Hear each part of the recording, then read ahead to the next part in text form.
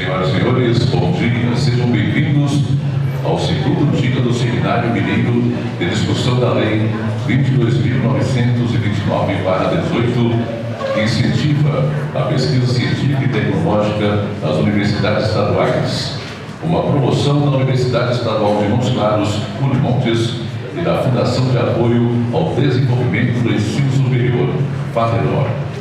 Saudamos todas as autoridades, de forma especial aos coordenadores, diretores, alunos, professores, pesquisadores, servidores e a comunidade aqui presente.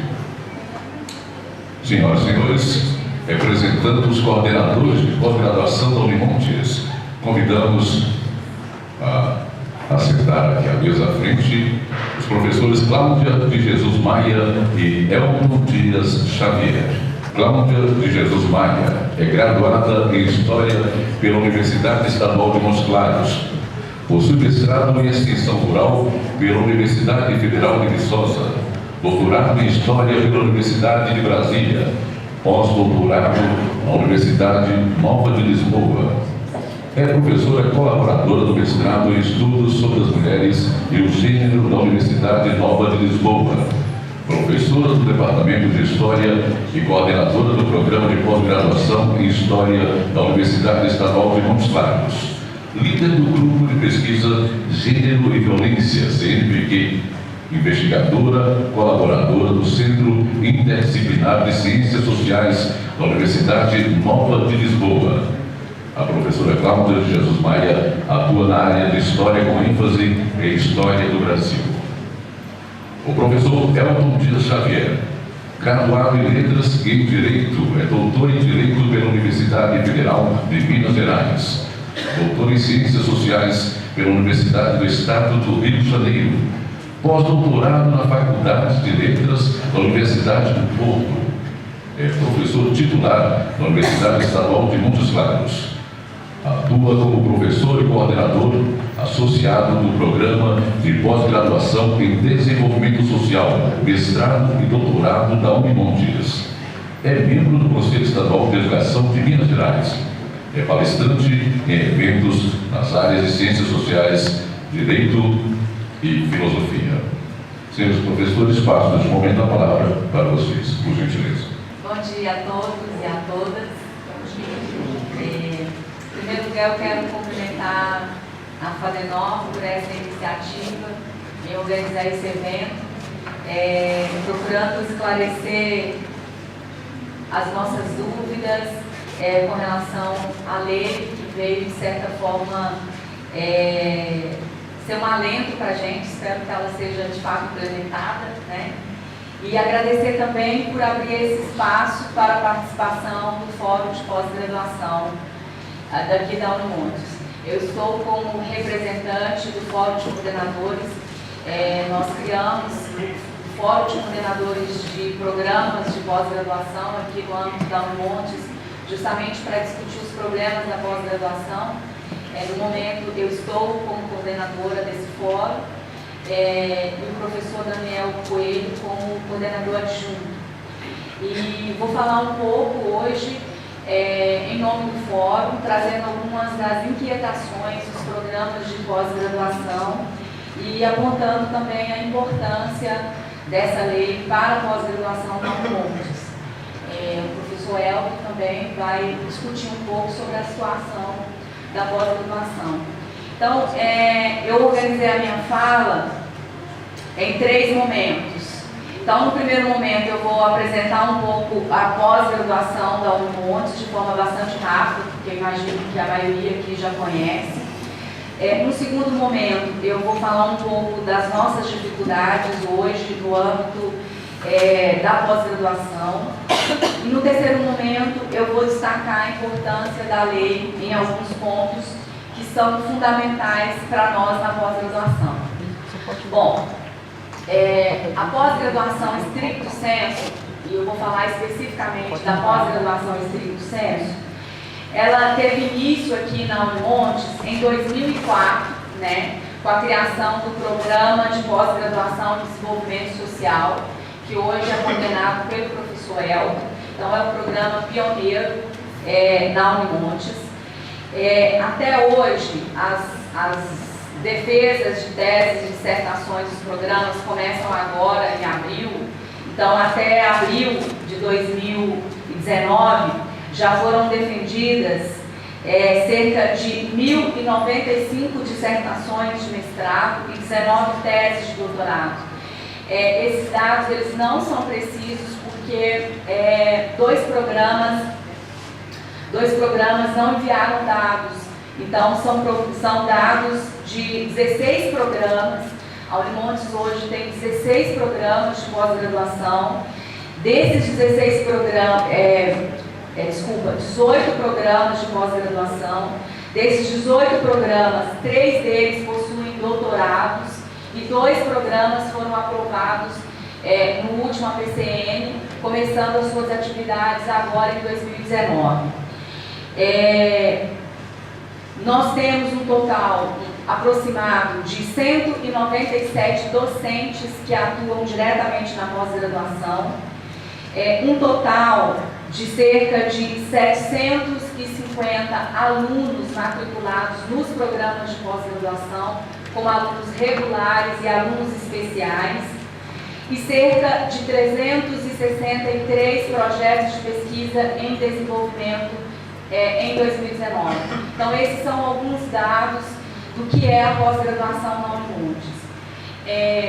Não resta dúvida que a maior parte da pesquisa realizada no norte de Minas e sobre o norte de Minas tem sido desenvolvida no âmbito da pós-graduação na Unimontes, que é onde se encontra especialistas e pesquisas de excelência. Então, boa parte da pesquisa, tanto desenvolvida no norte de Minas quanto sobre o norte de Minas, tem sido desenvolvido no âmbito da pós-graduação.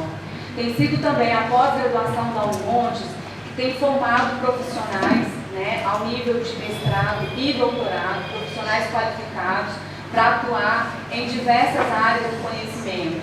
Então, é inegável a contribuição da pós-graduação para o desenvolvimento regional. E é claro que a pós-graduação da Unimontes, ela não está restrita ao norte de Minas, uma vez que nós recebemos alunos de vários lugares, muitos alunos da Bahia, muitos alunos de outras regiões de Minas Gerais e fora de Minas Gerais. Então, para ressaltar a importância da pós-graduação, tanto na pesquisa quanto na formação de profissionais. Um outro dado que é altamente importante quando se fala na pós-graduação da Unimontes, e aqui está o professor Rony para me ajudar um pouco nos dados, é a captação de recursos. Através da pós-graduação, nós temos conseguido captar vários tipos de recursos, tanto recursos públicos, por meio de projetos de pesquisa apresentados às agências de fomento, quanto através de convênio com empresas. Só para dar um exemplo, recentemente a universidade construiu um prédio para pós-graduação, que é um prédio que ainda está para acabar, para concluir, mas foi um prédio construído com a captação de recursos de professores da pós-graduação via FINEP, via FAPEMIG. Nós conseguimos também a reforma do auditório do CCH, que era um anseio antigo nosso, também através de captação de recursos via pós-graduação. Então, para dizer que a pós-graduação, para além dessas outras contribuições que eu tenho ressaltado, ela também é um instrumento de captação de recursos que traz melhorias para a universidade. E melhorias não só em termos da infraestrutura, mas a integração da pós-graduação com a graduação automaticamente também eleva o nível de formação na graduação. Isso é feito não só através da participação de alunos de graduação nos projetos de pesquisa da pós, como também através dos estágios docentes que têm sido desenvolvidos pelos alunos da pós-graduação.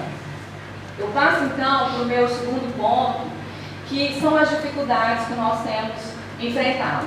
Então, apesar de tudo isso que eu falei, a gente tem feito o trabalho com muitas dificuldades.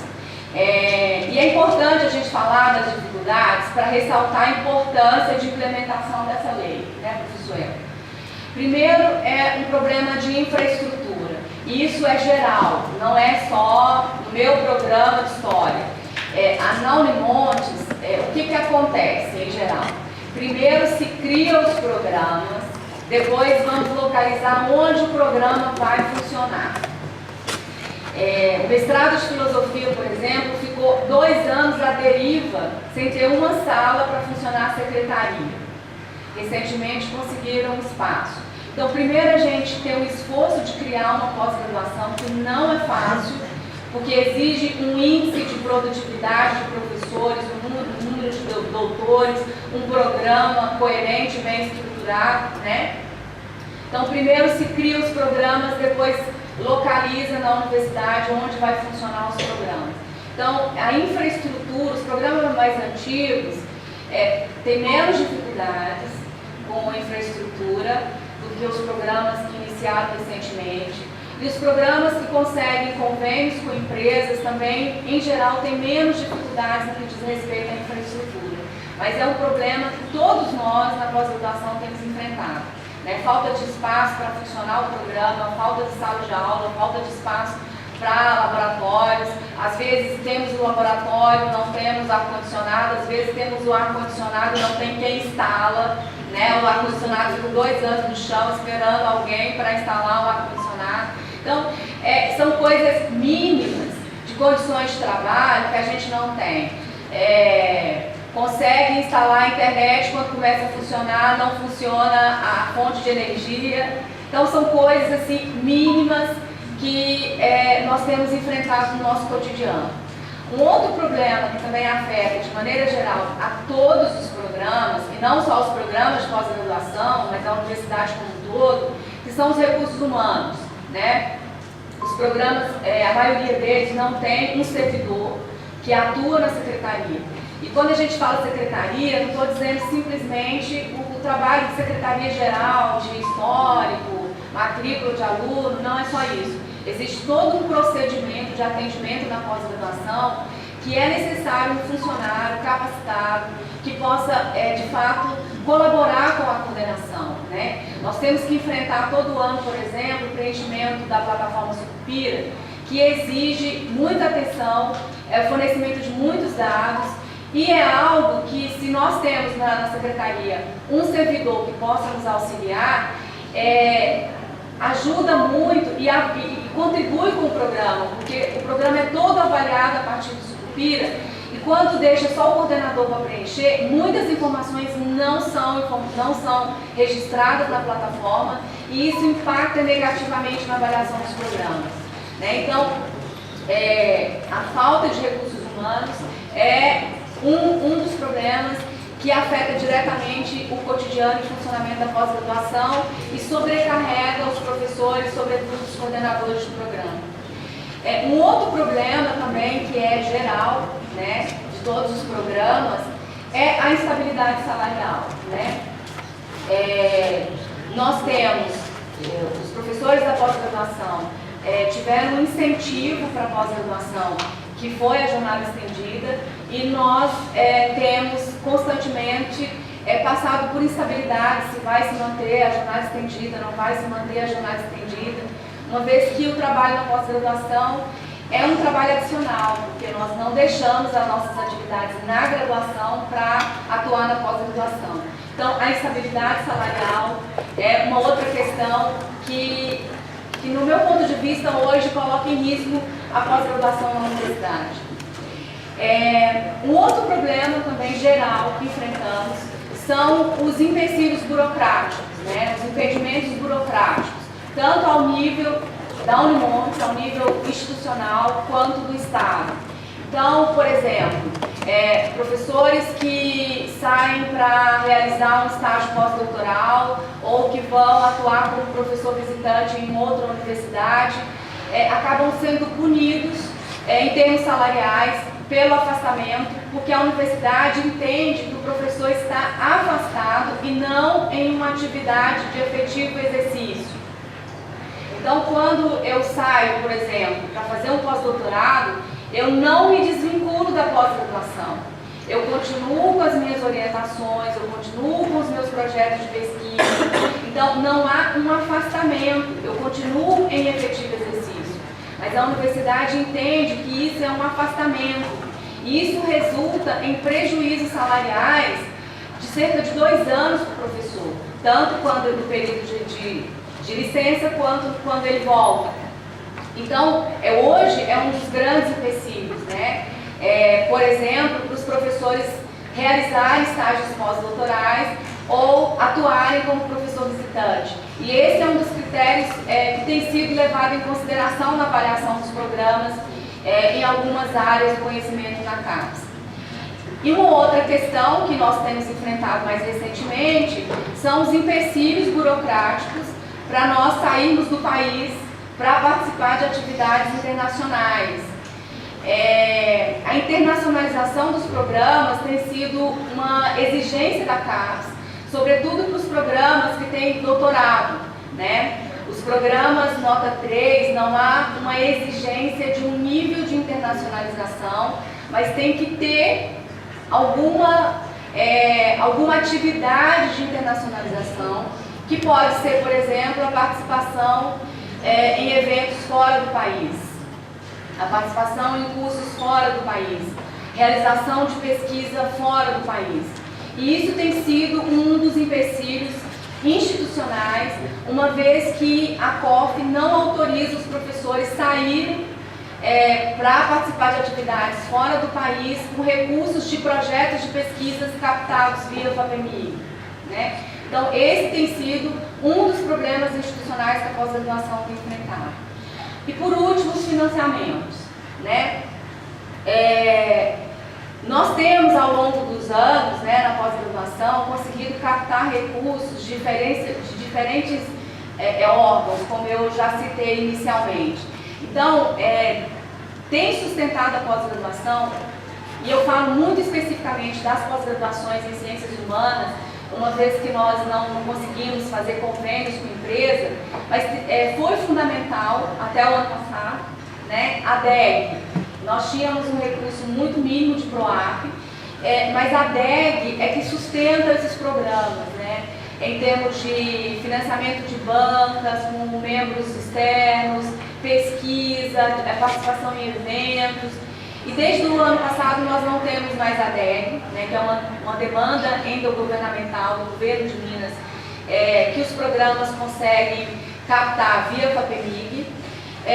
Esse ano nós já não temos o edital de demanda universal da FAPEMIG, os editais de demanda específica do CNPq também não foram publicados, os editais de bolsas de pesquisador, tanto o FAPEMIG quanto o CNPq, também não foram publicados, ou seja, nós não temos, não saiu ainda nenhum edital para financiamento de eventos, ou seja, para 2019 nós não temos expectativa de captação de recursos via editais de agências de fomento públicas, né, tanto do Estado de Minas quanto do CNPq. Bom, então, essas são as nossas dificuldades, que a gente acredita que, em grande parte, a Lei 22.929, ela iria resolver caso ela fosse implementada, né? Porque a gente está discutindo a lei, mas até agora a gente não sabe se ela vai ser implementada. No ano passado, os programas de pós-graduação fizeram um grande esforço, né? Um esforço imenso para fazer projetos, para enviar as SEDECs e concorrer a esses recursos, e até agora não tivemos uma resposta concreta sobre o andamento desses projetos.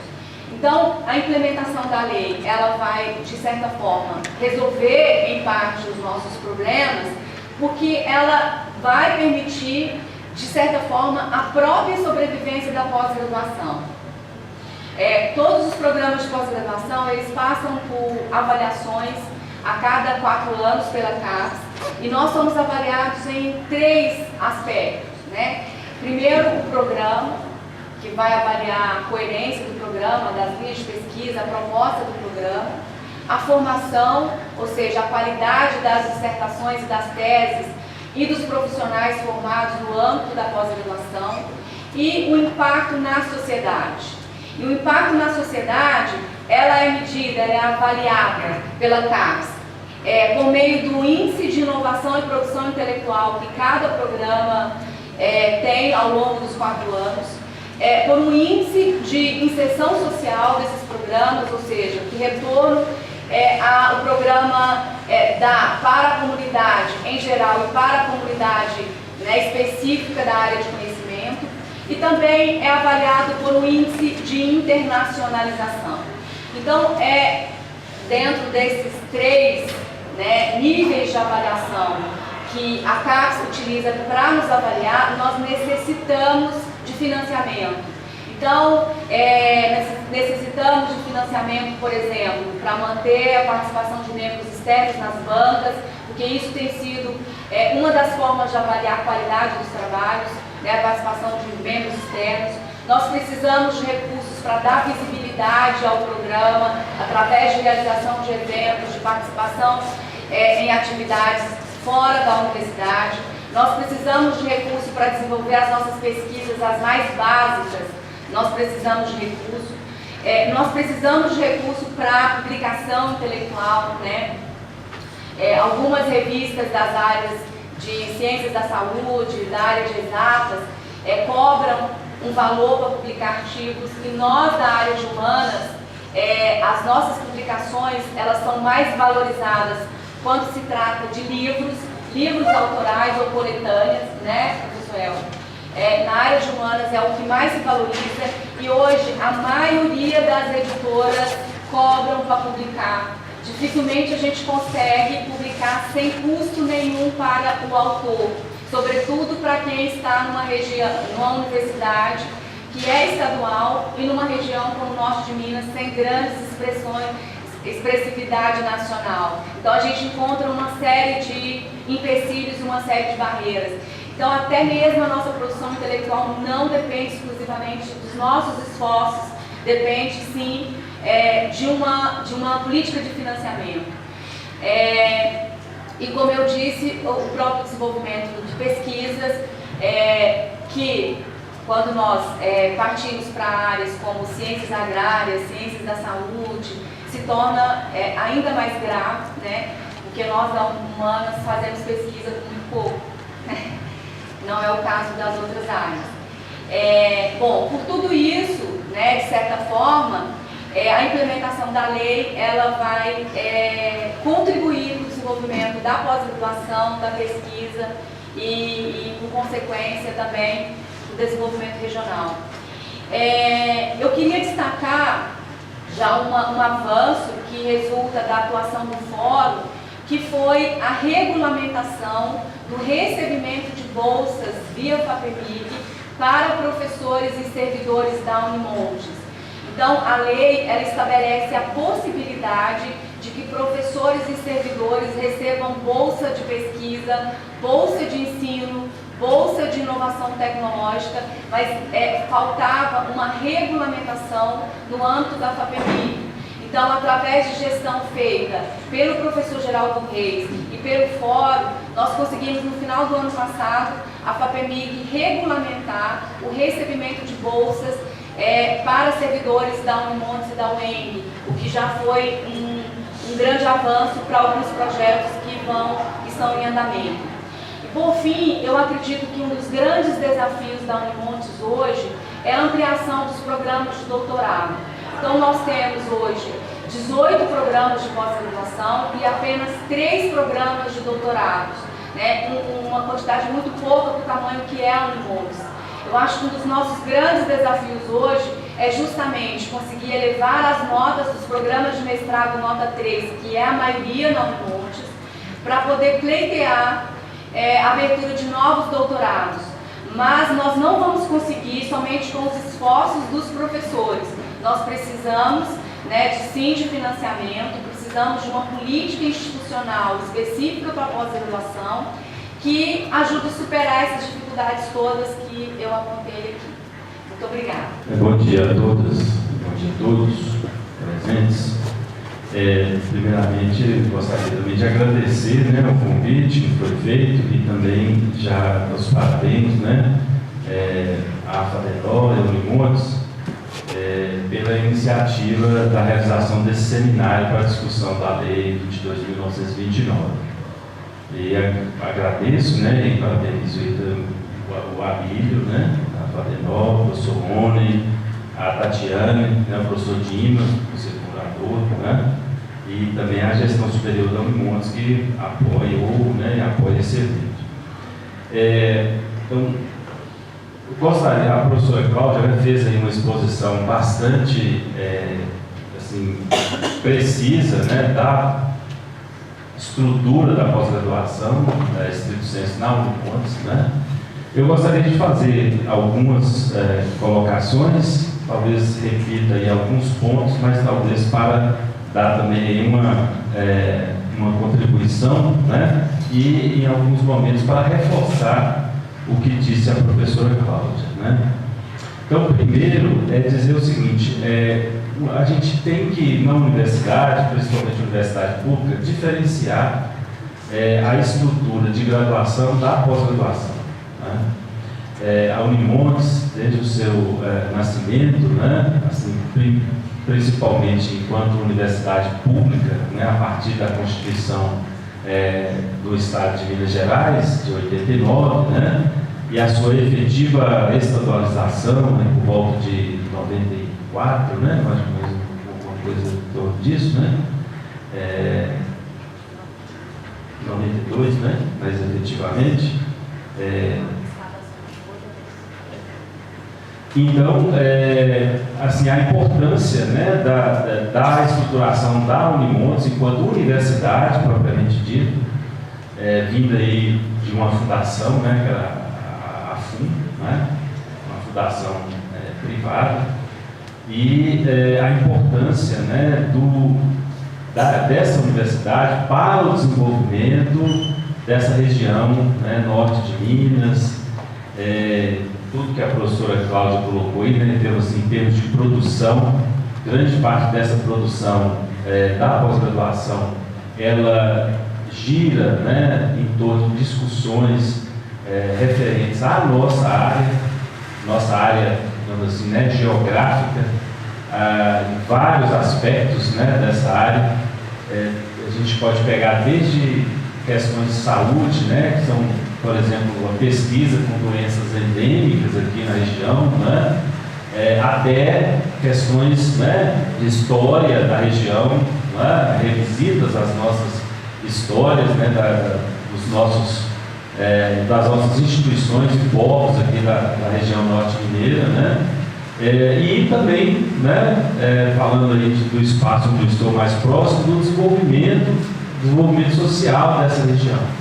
Então, assim, para a gente realmente enfatizar que grande parte dessa produção, dessas mais de 1000 dissertações, né, agora mais de 20 teses defendidas, grande parte delas gira em torno de assuntos, né, de temas da nossa região. A importância da universidade para essa reflexão, né? Então, acho que a gente é um ponto importante realmente ponderar isso. Nós temos 2 universidades estaduais, né? A Unimontes e a UEM, sendo que a Unimontes talvez tenha sido a universidade que mais assim, avançou em pós-graduação nos últimos 15 anos, por exemplo, né? Desde a criação do curso de pós-graduação em desenvolvimento social, né, qual eu estou atualmente coordenador em 2004. Então, houve um avanço significativo. Hoje são 18 programas, né, com 3 programas já com doutorado e, né, alguns deles já com teses defendidas, né. Então, tem essa grande importância e, assim, do ponto de vista da pós-graduação, né, uma relevância maior da nossa universidade, da Unimontes, em relação ao UEM, que é a nossa co-irmã, né, o UEM. Tanto que, por exemplo, no nosso programa de desenvolvimento social, nós temos, né, uma demanda, por exemplo, de uma turma de mestrado e doutorado fora da sede, justamente para a formação de professores na UEM, em Belo Horizonte. Então, a Unimontes, né, sai de uma posição que a gente tinha aí há 20, né, 15, 20 anos atrás, de realmente trazer pessoas para a formação de quadros de professores, mestres e doutores da Unimontes, agora nós estamos saindo justamente, né, para fazer esse movimento inverso. Então isso é só para enfatizar a importância, né, da pós-graduação nesse contexto. Dizer também que assim, a pós-graduação, né, sem demérito nenhum à graduação, né, na Unimontes, que sempre foi muito bem tratada também, né, foi assim, talvez dos campos, né, das áreas da Unimontes que mais se desenvolveu nesses últimos 15 anos. Tá? Aí a gente pode enfatizar, a professora Cláudia trouxe os números, né, número de professores, número de mestres, né, formados, número de alunos, né, atuais. Então, assim, são assim, números bastante consideráveis, não só em termos quantitativos, mas também em termos qualitativos. Então, realmente, a pós-graduação é motivo de orgulho, né, dessa universidade. Mas, para isso, né, para ser motivo de orgulho, realmente, assim, ela precisa também ter, né, uma atenção e um carinho especial. Né? E aí eu não estou dizendo que não tenha, né, mas é que é necessário realmente movimentos, né, para que essa ação, né, seja um pouco mais efetiva. Tá? E aí digo o seguinte, por que das pós-graduações, né, em universidades públicas? Né? Nós temos aqui, por exemplo, no norte de Minas, e mais especificamente em Montes Claros, né, algumas instituições privadas, algumas já há, né, quase 20 anos, né, e também com um número considerável de professores, mestres e doutores, né, de doutores. Então, por que as instituições não têm, né, programas estrito sensu? Né? Uma questão é fácil de responder. Primeiro, porque a pós-graduação é cara. Né? Pós-graduação é cara. Então, para uma empresa privada, uma instituição, né, de ensino privada, né, ela não dá lucro. Isso é, né, ponto passivo, ela não dá lucro. Então, isso né, na verdade, um ramo, um campo, né, eminentemente de atuação da universidade pública, né, que trabalha justamente nessa formação de mestres e doutores. Tá? Então é um ponto a ser relevado. É claro que nós temos algumas instituições privadas, né? Aí notadamente, por exemplo, as PUCs, né? Pela sua natureza e tudo, que tem, né, vários cursos de pós-graduação, inclusive muito bem avaliados, né? E também algumas outras instituições. Mas a tradição realmente é a pós-graduação na universidade pública. Então a pós-graduação ela é cara, não é? Mas ela realmente é o motor da universidade. A pós-graduação é o motor da universidade, e aí tanto pública quanto privada, e é o motor também do desenvolvimento, não é? Seja ele econômico, seja ele desenvolvimento social, né, humano. Tá? Então é necessário que a gente pontue isso. Então, dito isso, né, o que torna essa pós-graduação, né, cara, tá? E aí, cara, me entenda aqui no sentido de que realmente ela exige, né, uma estruturação maior da universidade, tá? E ela exige, logicamente, também uma alocação, né, de tempo do professor, né, para as diversas atividades. A professora Cláudia já falou de algumas delas. Então, isso realmente demanda um custo maior de gerenciamento, um custo maior, né, para a instituição que oferece essa pós-graduação. Então, qual a diferença, né, básica? A graduação, ela,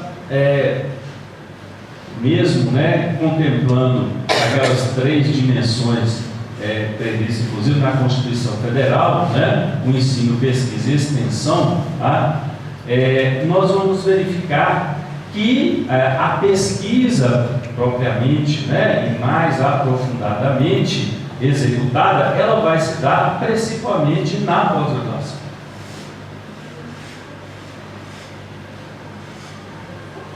Enquanto que, é claro que há exemplos aí, né, de pesquisa na graduação, e isso é muito salutar, né, não que não haja, mas a ênfase, né, é da pesquisa na pós-graduação. E a pesquisa é dessas atividades de ensino e extensão, talvez a que demande um maior volume de recursos para ser executado. Seja ela uma pesquisa que exige um laboratório de 1, 2 milhões de reais, não é? Um observatório de 500, 1 milhão de reais, não é? Seja a pesquisa, como a professora Cláudia colocou, né? Na área de ciências humanas, ou sociais, por exemplo. Tá? Então, ela, de qualquer forma, ela demanda uma certa estrutura e demanda também recursos. Né? E aí, sobre esses recursos que a gente chega, então, né, na Lei 22.929. Tá? Esses recursos, a professora Cláudia já colocou aqui, né? Além, logicamente, da pesquisa, né, nós fazemos pesquisa na pós-graduação. Essa pesquisa, ela redunda, né, logicamente, também num processo de ensino-aprendizagem, por exemplo, a formação, né, de mestres e doutores, certo? Também, né, como esse processo. A realização de eventos, né, são esses eventos, nossos congressos, seminários, né, dos diversos programas. Por meio desses eventos, nós fazemos, né, contatos com colegas de outras universidades, de outros países. Então, essas três dimensões, elas também estão contempladas aí na pós-graduação. Mas a pesquisa, né, seja a pesquisa que o professor propriamente, né, orientador, leva a cabo, seja a pesquisa que o mestrando ou o doutorando desenvolve na universidade, ela redunda também em determinados momentos, não é? E ela precisa de alocação de determinados recursos que são fundamentais para o seu desenvolvimento. Não é? Nós temos, por exemplo, pesquisas comparadas, por exemplo, as quais nós necessitamos que os alunos se desloquem, né, para outros estados, para outros países, não é?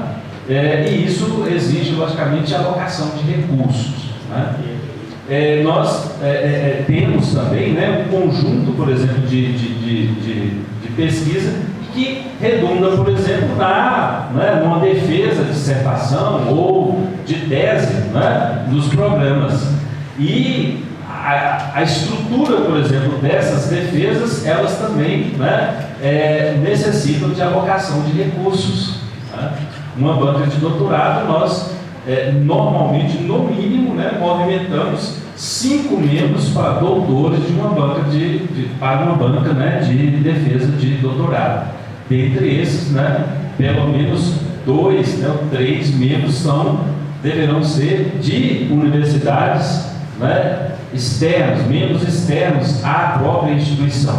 Tá? Então, hoje, por exemplo, a professora Cláudia já falou sobre isso, né, nós temos um gargalo imenso na realização, por exemplo, de bancas presenciais na Unimontes, né? E uma estrutura, apesar de todo o esforço, né, da gestão da Unimontes, uma estrutura que inclusive nós utilizamos lá na FADENOL, né, de videoconferência, que não dá conta de atender todos os programas. Então, o que nós temos feito? Né? Na impossibilidade de trazer o professor para as bancas presenciais, né, nós temos feito bancas de defesa de dissertação e de tese pelo Skype. Então, a gente, né, faz isso como último recurso, porque nós não temos outro meio. Os alunos não podem ficar sem defender. Mas isso não é um cenário ideal. O cenário ideal é a visita do professor externo à universidade, é esse contato, não é? Porque é por meio desse contato que nós, professores da Unimontes, também somos convidados, né, a participar de bancas também, né, em outros estados, né, em outras instituições. Né? Então, essa alocação de recursos realmente ela é fundamental.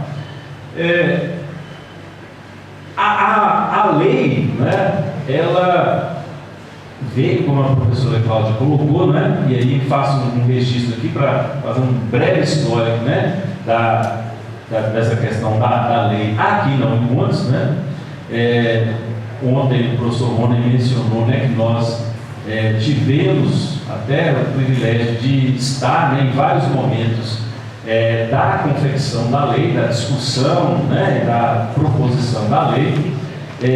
registro aqui, né, que a lei ela surge a partir de uma iniciativa do professor Geraldo dos Reis, né, do Departamento de Economia e do nosso programa, né, de pós-graduação e desenvolvimento social, que em tratativas, né, com a gestão superior, né, o professor João dos Reis Canela, pensa então em elaborar uma lei para regular a relação entre a Unimontes e a fundação, né, porque havia realmente diversos gargalos e no âmbito federal, né, já havia uma lei que regulava essa relação entre as fundações de apoio e as universidades federais, né, em pleno vigor, e as estaduais de Minas, né, ainda não contavam com uma legislação de apoio.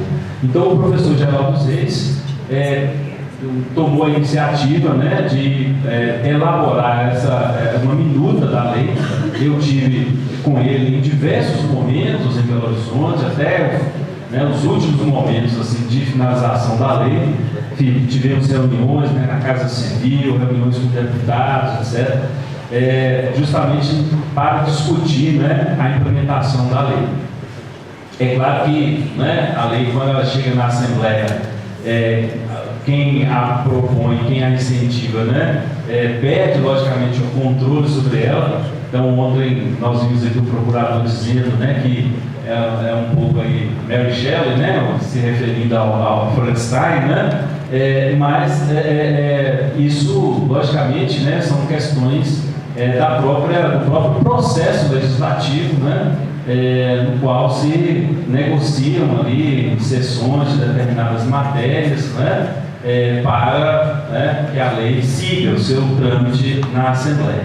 O fato é então que a lei, né, no final, no meio, né, de 2018, ela no início, na verdade, né, ela é aprovada, né, ela é sancionada e entrou em vigor, né? E aí então nós sentimos que aqui, né, na pós-graduação, em alguns momentos a lei realmente nos beneficiava. Um deles, né, ontem inclusive foi tratado aqui um dos pontos, que é a captação de recursos, né, privado. Uma coisa são os recursos públicos que chegam, né, pelas agências de fomento e também, né, por agências de desenvolvimento do Estado, né, FINEP, por exemplo, esses fundos, né, FINEP e outros fundos que financiam a educação, né, superior e a pós-graduação especificamente, mas tem também a possibilidade de captação de recursos, né, privados. Tá? E um deles, né, por exemplo, a captação de recursos em processos seletivos. Né, processos seletivos. Que nós, o ano passado, por exemplo, entendemos, né, lá no Programa de Desenvolvimento Social, que a lei já autorizava realmente, né, a captação de recursos, juntamente com a gestão da FADENOR, né, dos processos seletivos para, por exemplo, os cursos de pós-graduação e também para a seleção e oferta de disciplinas isoladas, que é também um meio que as pós-graduações têm, né, de contato com o público externo. Né?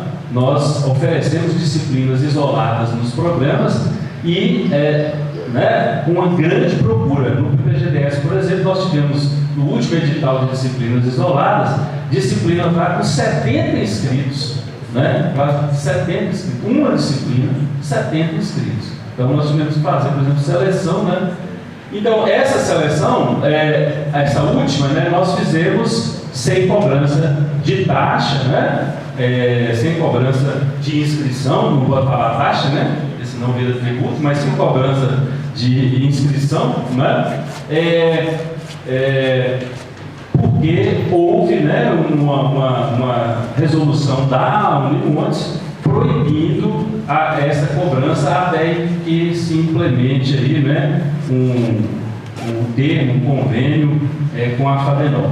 Né? Mas a lei, a nosso ver, permitia, já autorizava, desde que houvesse, né, a lei é clara, desde que houvesse a anuência da instituição, da Unimontes, em relação a essa cobrança, sem que o valor passasse pelo Caixa Único do Tesouro. Então, só dar para vocês um dado aqui importante, né? O que isso, por exemplo, propiciou ao Programa de Pós-Graduação em Desenvolvimento Social no ano passado. Nós cobramos inscrições, né, do processo seletivo regular e das disciplinas isoladas, não é? E já no final do ano já não cobramos mais em razão dessa proibição. Então, quando não havia proibição, não é, nós fizemos, né, a cobrança dessas inscrições e arrecadamos, né, valores astronômicos em torno de R$17 mil. Não é? Então, parece muito pouco se a gente considerar o orçamento do Estado, não é, ou mesmo da Unimontes, mas R$17 mil num programa de pós-graduação como o nosso, nós fazemos milagre com ele. Então foram esse valor, né, foi esse valor que nós reformamos todas as nossas salas de aula, né, do PTGDS, trocamos móveis, compramos, né, equipamentos, reformamos, né, aparelhos de ar-condicionado, tá? Estruturamos uma sala para os nossos alunos em forma de laboratório, com esse valor. Então o valor não foi usado para, né, pagar despesa de professor, não foi usado para pagar, né, nenhuma, foi todo usado na estrutura da própria universidade, né? E aí hoje, com essa proibição, por exemplo, no nosso programa, nós temos 2 gabinetes de professores, né, com aparelhos de ar-condicionado quebrados, né? O professor Dimas, inclusive, foi um dos privilegiados que a sala dele está, né, com o ar quebrado há 3 meses, né? E nós fizemos o pedido, né, à gestão da Unimontes para o conserto do ar-condicionado, né? E a previsão para o conserto foi de 8 meses, né, dado, né, o encadeamento de tarefas e tal. Então, foi dito aqui ontem, e eu repito, assim, nós temos feito, professores, né, cotizaram isso, né, do nosso bolso para pagar essa despesa, por exemplo, porque se torna quase impossível nós, né, que ficamos o tempo integral no Unimontes, né, nós estamos aqui manhã, tarde, muitas vezes à noite também, trabalharmos, por exemplo, numa sala, atender alunos, né, mestrandos e doutorandos numa sala, com um clima aqui de Montes Claros, né, sem um ar-condicionado. Então, isso parece uma coisa tão trivial, não é? Mas faz parte justamente do nosso trabalho, né? Então, são professores, são doutores, são mestrandos, né, são doutorandos, que estão ali, não é? Empenhados no desenvolvimento da pós-graduação no Unimontes, empenhados, né, no desenvolvimento econômico e social da região, né? E realmente sem as condições, né, digamos assim, mínimas para, né, esse trabalho. Então, realmente, assim, então, essa lei, não é? E aí eu tenho conversado, né, e assim, tenho sentido também que há uma disposição, né, da gestão superior da Unimontes em realmente agilizar o processo, né, mas comentava inclusive com o Leandro, né, assim, que a gente precisa trabalhar, né, esses, vamos fazer um convênio então, para, né, ficar tudo certinho e tal, vamos fazer, mas isso tem que ser num tempo, né, mais ágil. Nós não podemos, né, pretender, por exemplo, fazer um convênio em que, sabe, um convênio de 500 páginas, em que a gente possa descrever, inclusive, como o professor vai fazer, né, um relatório de pesquisa e tal. Então, não há necessidade disso, né? Há um certo mito, né, em relação ao direito, de que quanto mais a gente escreve, mais a gente fecha portas, não é? Ao contrário, quanto mais a gente escreve, mais a gente abre portas. Então, um convênio, uma legislação, né, uma regulamentação mais enxuta, ela possibilita mais agilidade, né, e possibilita um controle que deve ter. Ninguém aqui na pós-graduação, nem eu, nem a professora Cláudia, nem os demais 16 coordenadores de pós-graduação, né, e coordenadores associados adjuntos, pensam, por exemplo, em, né, gerir valores, etc., sem controle. Não é? o pessoal da Fadenor que sabe o seguinte: quando nós pedimos para comprar qualquer coisa lá na Fadenor, né, com essas verbas, são feitos 3 orçamentos, pelo menos, né? São feitos orçamentos e é sempre o menor orçamento que é comprado. Então existe um controle, né? As contas ficam aí para escrutínio, né? De quem quer que seja, do Ministério Público, Tribunal de Contas, né? O controle interno da Unimontes. Então, eu penso que a gente tem que valorizar, né? E homenagear a boa-fé, né? Nós, né, os gestores, nós coordenadores, professores, alunos, né, da pós-graduação, né, estamos, na verdade, sempre de boa fé, né? É claro que erros podem acontecer, né? E se eles acontecem ou acontecerem, eles têm que ser corrigidos, né? Mas, assim, a gente tem que privilegiar o princípio realmente da boa fé. E por último, um último ponto, né, que eu gostaria de tratar, né, depois de descer aí a essas minúcias, mas que para nós é só para ilustrar realmente, né, algumas das dificuldades que a professora Cláudia colocou, né, assim, na prática da nossa vivência.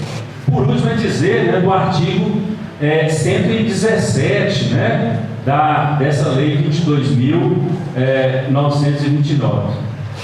Só um minutinho.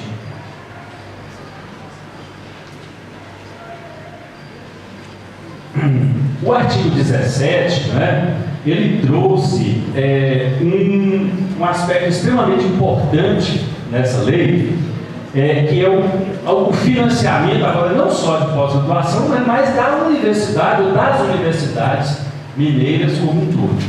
Então, o artigo 117, eu vou pedir licença para ler rapidamente, meu tempo acho que já está esgotado, mas só um.